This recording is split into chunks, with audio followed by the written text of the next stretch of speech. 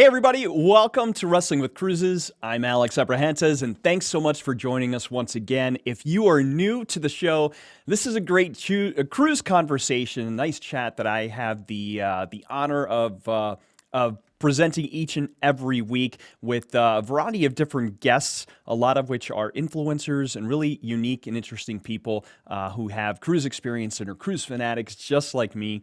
And up until this point, I have chatted and interviewed people that I've actually met or been on cruises with or met through a variety of different Norwegian Cruise Line inaugurals. But this week, I'm really excited because I have the pleasure of speaking to someone that I have never met before. And she's been doing amazing things in the cruise world, essentially.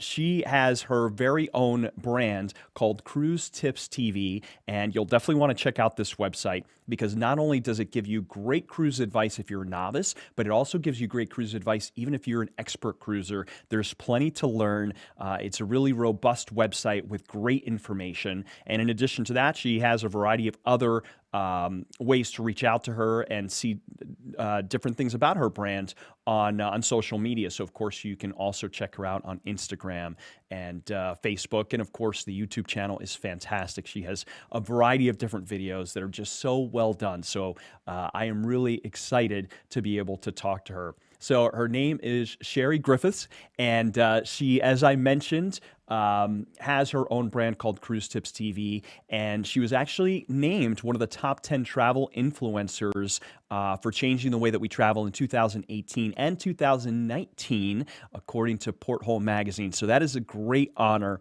And she's just full of great energy and excitement. So there's really no better person that I'd rather chat with this particular week. So without further ado, I'm going to bring her on the screen here. So here we go. Hey, Sheri, how are you?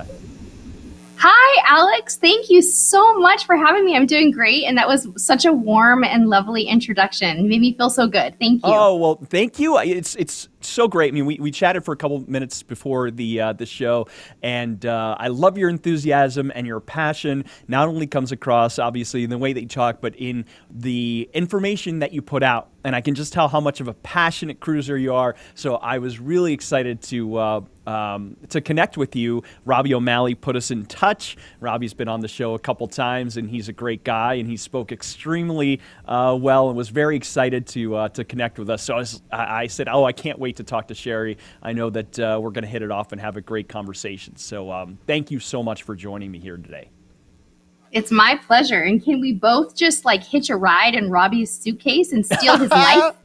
That's right. You and I were joking. He's like the ultimate cruise fan. Like all last year, anytime I saw him, he was getting off a ship to get on another one. We all, I think, live vicariously through Robbie and his adventures, and he does such a great job on social media documenting all that. So shout out to Robbie, as always, a great guy, and thanks again for connecting Sheri and I.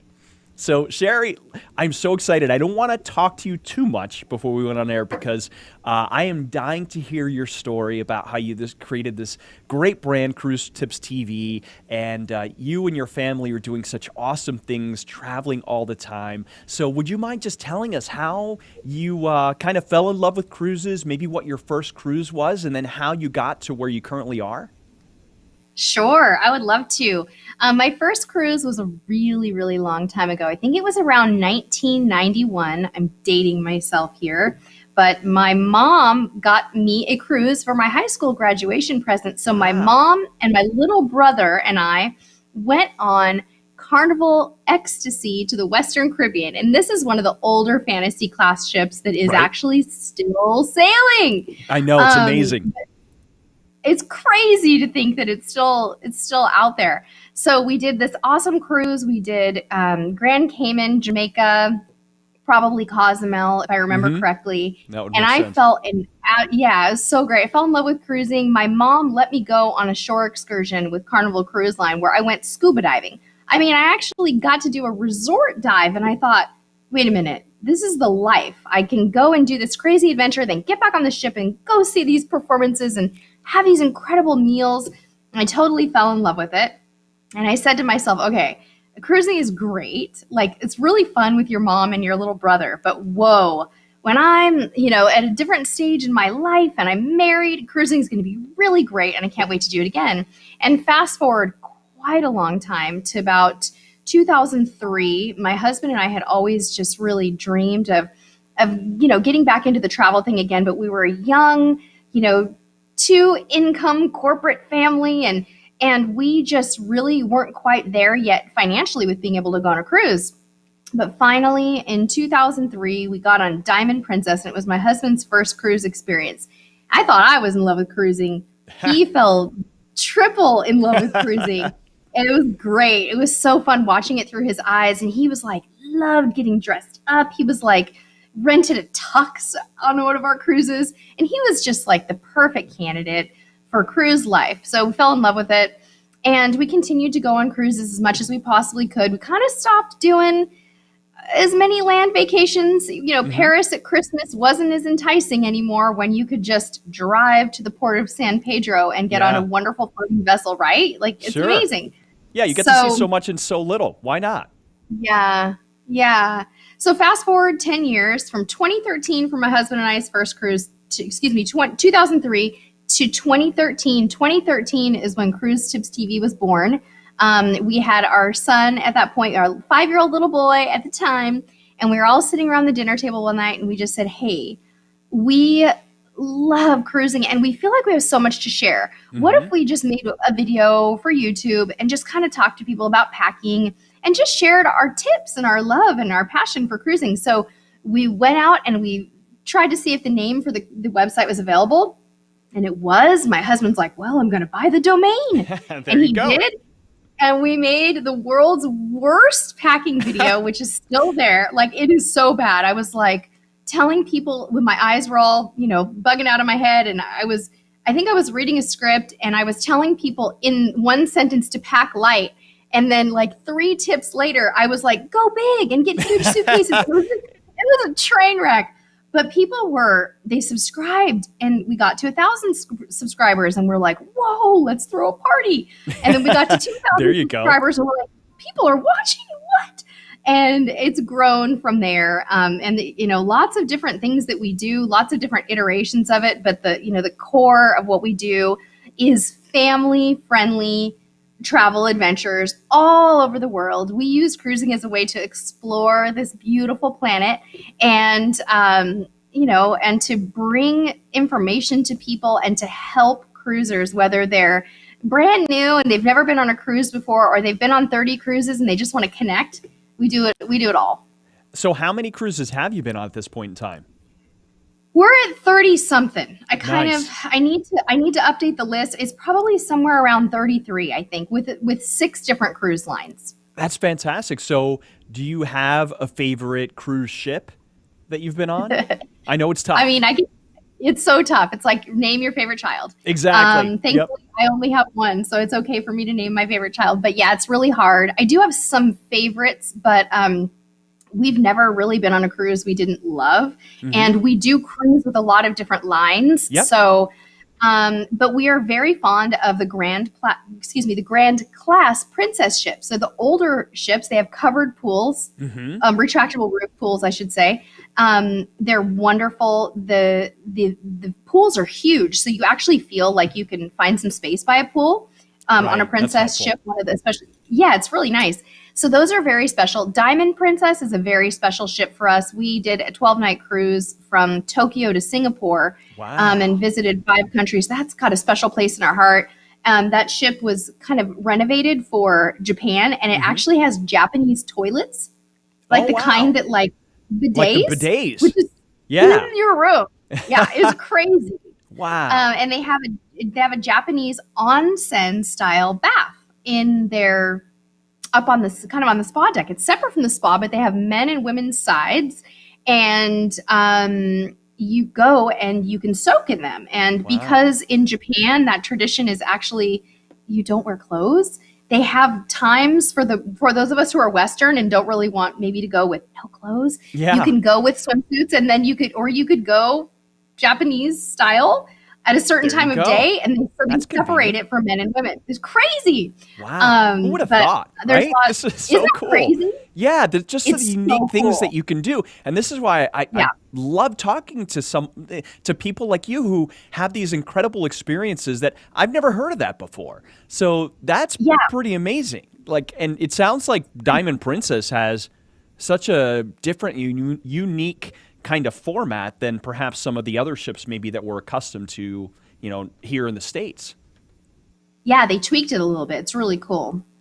Some of our other favorite ships, and I know you'll share my love for this one. Norwegian Bliss is a gorgeous, isn't it spectacular? Like Encore. It is just like a 5-star luxury resort. That's, Yeah. if I could describe it in one sentence, that's it. When I walked in there and I looked around, I was like, how is this a cruise ship? This is out of this world on another level. It's so pretty. Like all the hanging chandeliers that come down, even their children's centers are just first rate. Their cabins are lovely. The food, oh my gosh, so good. What's your favorite and restaurant? also- Do you remember? Ooh, yes, okay. So I didn't get to try all of them on Norwegian Bliss because it was a 2-night inaugural. But I do believe Los Lobos was really lovely. We had the tableside guacamole. I know you know that. Yes, it's And then- incredible, right? Yeah. But my favorite Norwegian restaurant is typically the Brazilian churrascaria, the steakhouse, like Moderno, on Jewel, overlooking the pool. Oh, yeah. So good. Oh, how I wish we were there at this point in time. I know. I have to give a nod to just a couple of ships, though, that I love because I have to talk about all my children. Of course. MSC's Yacht Club product is really one of our family's favorite ways to cruise. It's like affordable luxury, and it's a ship within a ship concept, which is comparable to the Haven with some differences. You have your own butler, you have your own complex, you have your own pool, you have an unlimited drink package all over the ship. And I have to say that's been, in the last 3 years of our life, we've really, really taken a liking to that. So those are some of our favorites. Wow. So that's kind of like a true all-inclusive option. Pretty much. Wow. There's a few things that may not be included. They're tweaking it every year. I think that they've recently potentially added internet service to their offering. That's great. And I think you have to pay for laundry. But other than that, it's pretty all-inclusive. Yeah. Oh, that's fantastic. See, this is great getting to know kind of the perks of the different types of cruise lines as well, because someone may like that type of experience. And obviously there are some people who just want the party experience, so there's just such a wide gamut of things that cruises offer. And I just love learning about this because it's not only about going to the port, but it's how you get there and the experience of the cruise ship that can really make your vacation, just so enjoyable. And then, like you said, if you find something that you like, you'll probably stick with it. So that's exactly. That's pretty awesome. Yeah. So in terms of food, are there certain restaurants or certain meals that really stick out to you that you really look forward to going to every time that you cruise, or just that you look forward to kind of in general? I mean, right now I feel like anything other than my own kitchen sounds pretty good, right? Like, how sick are we of all washing dishes and all of this? I know. This crazy quarantine life. Yeah. Yep. And in California, our restaurants are still closed unless it's outdoor dining. So anything would be great. But I have a few favorites. I think Carnival Cruise Line does a phenomenal job with their steakhouses. I still haven't found a steakhouse that has a better overall concept and a better filet mignon. And just in general, it's like a first night favorite for us. Very cool. Yeah, it's always fun when you can find that one staple, if you will, that that you're absolutely doing once you go on that particular cruise line. Like for me, it's Cagney's, like absolutely 110%. I was just going to ask you. Yeah, I will go to Cagney's every single time. And I say this all the time, but Cagney's is one of my all-time favorite restaurants, not just at sea. I will eat there. I would love to eat there anytime. Like, it's that good. So I truly love that. And one thing, I've been on Carnival once, and I remember they had the Guy Fieri's Burger Bar, I think it is. Oh, How great is that burger? I was shocked at how good that burger My was. husband's favorite thing in the world. Yeah. So it's unbelievably good. Right. Unbelievably good. And I'm not even a big burger lover, but it is absolutely spectacular. I think it's like the percentage of meat in the patty, excuse me, the percentage of meat. I hope it's a high percentage of meat. I hope so too. The percentage of fat in the patty is high, and I guess it makes it taste really good. And of course, the way they cook it is so great. Yeah, it was so good. I was shocked. What's your Cagney's order? What do you get at Cagney's? I have to ask you. So I have this thing called Cagney Belly that if you don't leave with Cagney Belly, you have not fully eaten enough. So I get, this is crazy. And I have to specifically be very clear when I order because I order so many sides. So the filet mignon is definitely on my list. I love it. I love their chimichurri sauce because you get your choice of like 4 different types of sauces with the steak. So I do that. Then I get the onion rings, the mac and cheese, the broccoli, and then what's the last thing? There's one other thing I can. No starters? Cagney fries. Oh, Cagney fries. Yeah, they're truffle So it's like steak oil and fries. sides for you. Oh, Okay. yeah. And then they have the filet mignon, the shrimp cocktail. And then for dessert, they have, they used to have the Oreo cheesecake, which any longtime Norwegian cruise line cruiser will tell you that thing was the greatest dessert anywhere. Then they changed it to a caramel cheesecake, and it's phenomenal. So that's like my go-to. I don't even have to look at the menu. I'm just like, here's what I want. It's that easy. So yummy. Did I miss your starter? Okay, your starter was the shrimp cocktail. Yeah. Got it. Shrimp Okay, cocktail perfect. all the way. I know the Alex order now. Yeah, I love it. they used to have these great wings, which they did away with, and then there was something else that was really good there too. But they kind of changed the menu throughout the course of the years. I think like 2 years ago they did a rotation. But the shrimp cocktail there is fantastic, so I highly recommend that.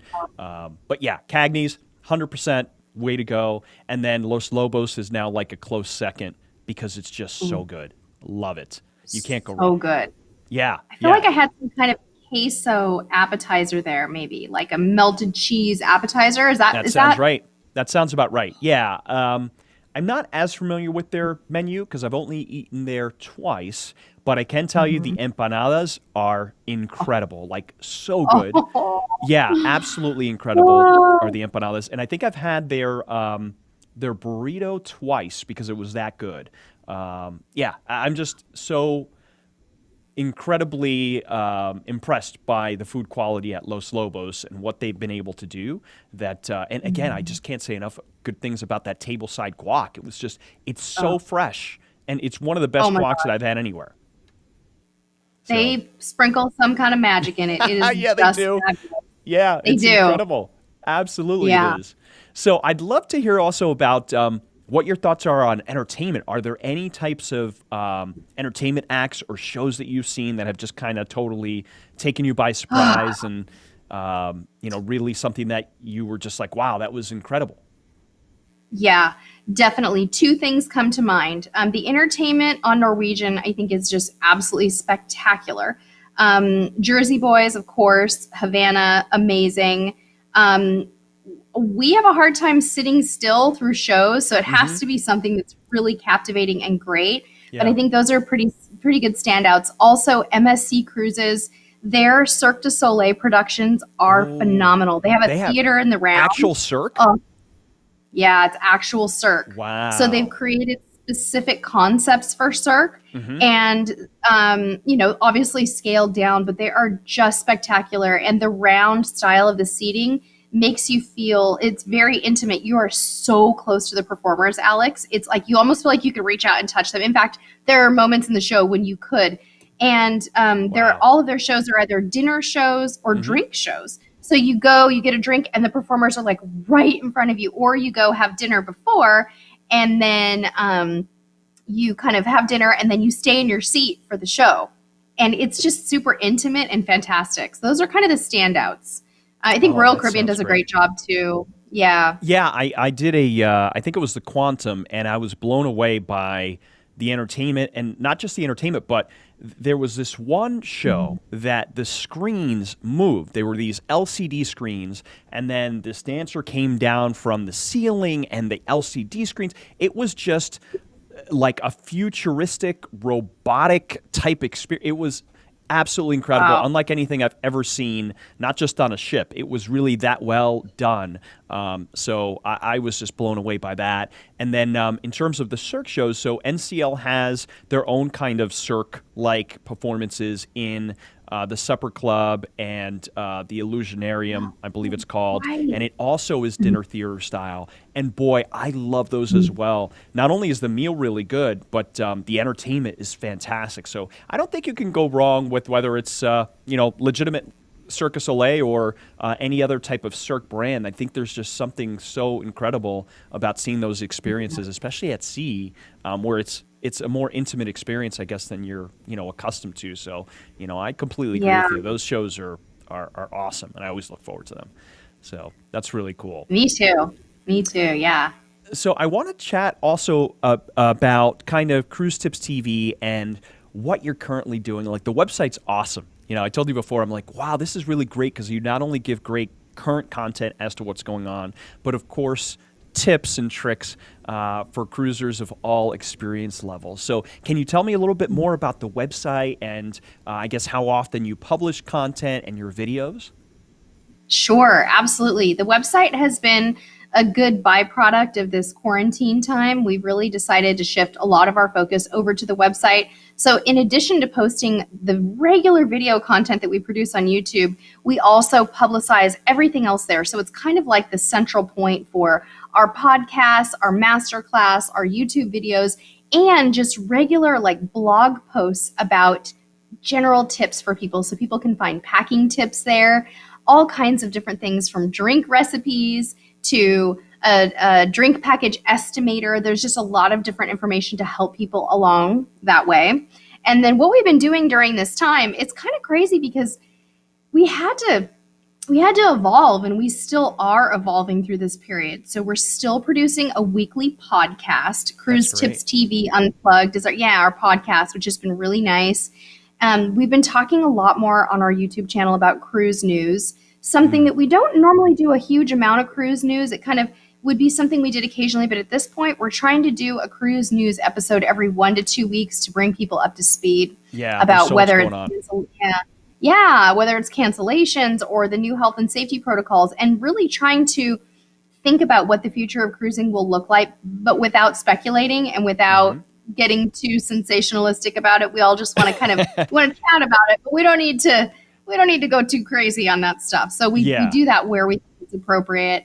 And then, of course, we've been hosting live cocktail parties. We've been cooking cruise recipes live. But the cocktail parties have been a ton of fun, just a way to hang out with our current audience and make cocktails that we would normally be drinking on a cruise ship together and just chat about cruising. So that's what's awesome. been keeping us busy. Is that something you do like on YouTube Live or Facebook, or where do you host these? YouTube Live. So we'll do a live stream. We'll pre-schedule a live stream, and we'll put the recipe in the live stream about a week in advance so people can get their cocktails and things ready, their recipes ready and their ingredients, and then they can mix them up with us live on the air. Oh, that's fantastic. What a cool way to keep everybody kind of engaged. And I also saw that you made carnival chocolate, was it souffle cups? The melting cake. Oh, man. Boy, that looked pretty amazing. That's pretty awesome. It's so easy, too. I was intimidated by it for so long, but it's a 5-ingredient recipe. Wow. And you can just whip it up really quickly. Any novice cook can do it. I'm not a fancy cook by any means, and it's just really simple, and it tastes exactly like Carnival's warm chocolate melting cake, literally identical.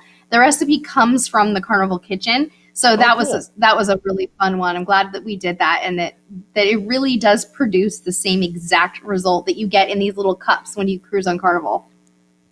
That's awesome. I was going to ask you, where did you get the recipes? So I know, I think Norwegian has been posting on social some of the recipes of the things that they do on the ships as well. So it's kind of cool. You know, it's funny. I saw somebody on social media. I think they posted a picture that their cruise got canceled, so they decided to replicate the cruise experience at home. And they had like the TV set up like the ocean, and then I think they made some of the cruise food from the recipes. So I mean, we got to get creative nowadays, right? And just kind of do our best to put up with this craziness until we can actually get back at sea. And it's really cool that you're doing it, because I think that gives us a little taste of that kind of incredible experience we get while cruising, and I think that's really cool. So do you anticipate doing more of these? Yeah, definitely. I think we'll have a cocktail party at least once every 2 weeks right now. Everybody jokes because we're in California, where the weather at this time of year is really unpredictable, and we're over 100 degrees right now. So sometimes we have to pull back on the live streams because it requires that we turn on all the lights and all the equipment in our home. Right. And while we do have a working air conditioner, it still heats up to the point in here where it's almost impossible to be live. So this is the time of year when we're a little bit more hit and miss. But coming in October, we typically do an event called Vlogtoberfest, which is pretty much a daily event where we have a combination of live streams and recorded episodes. But the idea is that we try to do something every single day during the month of October. And our audience has come to really enjoy it. And they start asking around July. They're like, okay, are we doing Vlogtoberfest again? What are we going to be doing? So it's a fun way to just do something special to welcome in fall. And hopefully this year we'll be at least talking about the resumption of cruising. You know, don't necessarily think it's going to come back in October, but certainly we hope to be doing a little bit more planning by then. Yeah. Now, have you been affected? Did you have any cruises canceled? We actually had 2 cruises canceled, but it was kind of the same cruise. So we were actually scheduled to go, Alex, on Diamond Princess, which was the ship that had the outbreak in Japan. Yeah. And so we were scheduled to be on that ship in April. And in February, we found out that it was going to be canceled. And this is way before the no sail order in March, and before the cruise lines voluntarily suspended cruising. We're talking like a full month before that. This had happened, and Princess made the decision to cancel voyages to a certain point. And so once that one was canceled, we thought, oh, well, maybe by November we could do Diamond Princess again, because we really want to go back to Japan. So we booked it. We put kind of switched the deposit over to November on Diamond Princess, and sure enough, that one got canceled as well. So right now we have nothing booked, and we're just laying low to see what happens. It's very difficult for us not to have anything booked, but it's also been an interesting thing during this time, is that it's forced us just to be quiet and still and not have to have something planned all the time. And it's been good for us. I know it sounds strange, but in a way, I think sometimes you just have to take a step back and just learn to be patient. And that's what we're doing. That's awesome. Yeah, I've heard that from a couple people, that it's kind of forced us to pause and breathe and just kind of, take note of things maybe that we haven't necessarily paid attention to before. So, out of every, 100%. Bad comes a little good. So perhaps, that's it. And I think we're all going to appreciate cruising so much more, right, when we're finally able to do it again, because it's been something that a lot of us love to do, whether it's once a year, a couple times a year, and, that our appetite is now ravenous for that experience again. So, I know I certainly can't wait to cruise again. As a matter of fact, I was on NCL's website today looking to see when the first time I could possibly cruise, because my cruise in October was canceled, and I have one scheduled in February. But I was like, I wonder if maybe I can pull off a November one. I don't think we'll be cruising in November, but you never know. So yeah, I've definitely been looking. Now, where would you guys want to cruise to next? Outside of, would you just want to do Japan next, or do you have something else in mind? It's so hard because our heart is still pulling us back to Japan, but I think logically, it might make the most sense for us to do something out of a California port first, if we can. Sure. So I'm kind of thinking about, something like Carnival Panorama might be nice. Norwegian Bliss might be nice. A 10-night Mexican Riviera and Sea of Cortez with Princess is also on my radar. I really like the longer cruises. The 10 nights are so beautiful.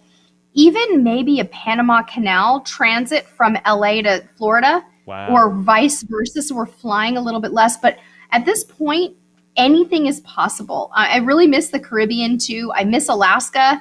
I miss it all. So it'll be interesting to see when cruising resumes.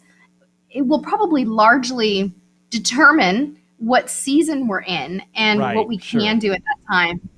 Yeah, that makes Yeah. so much sense. Yeah. How about you? What do you want to go? Well, it's funny. I've been saying, oh, next year I'm going to do Alaska. And then something comes up, and then I can't necessarily do it. And let's see. So Alaska's on my bucket list. I want to do the Panama Canal. That's on my bucket list as well. My next one is just Western Caribbean, just because the dates worked out, so it wasn't necessarily about the ports. And it's on the Encore, which I'm dying to go back on, so excited about that. Nice. And then at this point, I'm just like, you know what? I will go anywhere that a cruise goes, even if it's a cruise to nowhere, to the middle of the Atlantic and back. I will gladly go because, again, it's not that you necessarily take it for granted, but it's like not being able to just say, okay, I'm just going to go on a cruise, whatever, wherever. We don't have that now. So just going anywhere and have that cruise experience again, I'll be a happy camper. So I looking know. forward to And that Norwegian's day. having a good sale too, right? Did you see the sale Absolutely. prices at Norwegian? Yeah, 20% Yeah, off, they're and then really they also have their variety of different packages that you get for free. So it's a great time to book and really kind of take advantage of all of those promotions. So you really can't go Yeah. wrong right now. So it's an exciting time to be able to purchase a cruise for sure, or a couple. I agree. in our Yes, cases. exactly. Yeah. So Sheri, that's I can't believe how quickly that half hour went by. But before we go, can you just tell us where we can find you on social media so that everybody can check out all the great stuff that you guys are doing? Absolutely. The best place to find us is CruiseTipsTV.com. That's our website. There's links to everything there, but we're also on Instagram and Facebook and YouTube. Our Instagram channel is a fun place to follow us for kind of everyday things. In our stories, my son and I will do some cooking things. We have shared our quarantine garden quite a bit on our Instagram stories. So Instagram's kind of fun and different. Fantastic. Well, yeah, I definitely have checked it out, and you guys certainly look like you're having a great time. So make sure that everybody out there, you check out Cruise Tips TV. You're going to learn a lot. You're going to have a great time. And there's just so much information on there. I love it because there are things that you may think you know that you're like, wow, that's a great idea. I had no idea that existed. So definitely make sure to check it out and follow Sheri everywhere else in social media because you will not be disappointed. So Sheri, I am so grateful that we had this chance to meet virtually and chat. And I look forward to perhaps someday being on a cruise with you guys and having a great time. I would love nothing more than to find you on a Norwegian ship and give you a big post-quarantine hug. Sounds like a do great that. plan. I appreciate it. Sheri, thank you so much. And thank you, everybody, for watching. Really appreciate it. Make sure you stay tuned as we bring you an episode each and every Monday. And as always, thank you for joining us. And feel free to let us know if you have any questions. Post them in the comments below, and I'll be more than happy to answer them. So stay safe, everybody, and look forward to seeing you guys again all next week. And thanks again, Sheri. Have a great one. Thank you. All right. Bye-bye now.